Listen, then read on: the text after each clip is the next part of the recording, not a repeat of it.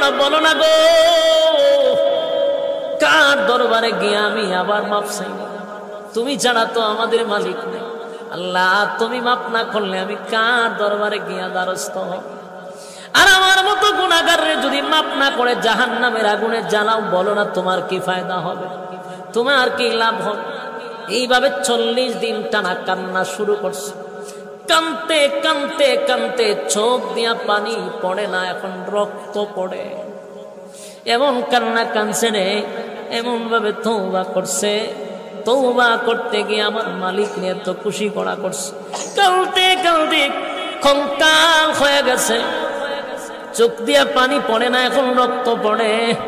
শুধু গুনার উপরে লজ্জিত হইয়া সাহাবায়ে কেরাম গিয়া ওই সাহাবীরে নিয়ে আসলেন নবীজির সামনে।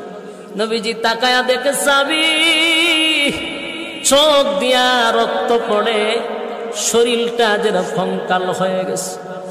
আল্লাহর নবী তাকায়া দেখে যেই মাত্র সাহাবী নবীর সামনে হাজির, শরীরটা তো অর্ধেক কঙ্কাল হয়ে গেল, চোখ দিয়া রক্ত পড়তেছিল, আর শরীরে শক্তি নাই, কথাও বলতে পারে না।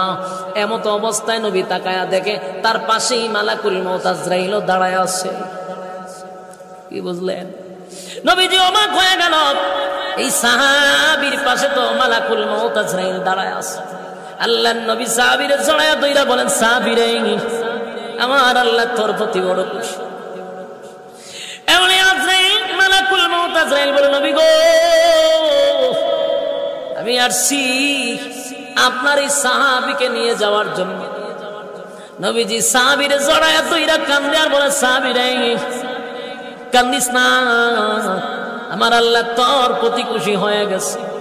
এই মুহূর্তে মালাকুল মউত আজরাইল তোরে নিতে আসছে, জীবনের জন্য দুনিয়ার থেকে বিদায় হয়ে যাবে।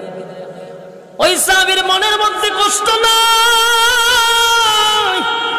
চিরদিনের জন্য দুনিয়া ছেড়ে চলে যাবে, কোনো কষ্ট নাই গো। শুধু নবীর দিকে মুস্কি হাসি দিয়া বলে, নবী গো, একটা বারের জন্য বলেন না আমার আল্লাহ কেমন মাফ করছে। সুবহানাল্লাহ, বাড়ি দিয়া বলে। মালাকুল মউত আজরাইল চলে আসছে। নবীজি তার কানে জানাইছে যে মালাকুল মউত আজরাইল আসছে তোমারে নেওয়ার জন্য, হচ্ছে এইদিকে কোনো চিন্তা নেই। নবীর দিকে তাকায়া বলে, নবী গো, একবার বলেন না আমার মালিক কেমন মাফ করছে। আল্লাহর নবী বলেন, সাহাবীরে, তোর জীবনের সমস্ত গুনাহ আমার আল্লাহ মাফ করে নিষ্পাপ বানায়া দিছে। সাহাবী বলে, আমার আর কোনো দুঃখ নাই, আমি যাওয়ার জন্য প্রস্তুত। সুবহানাল্লাহ।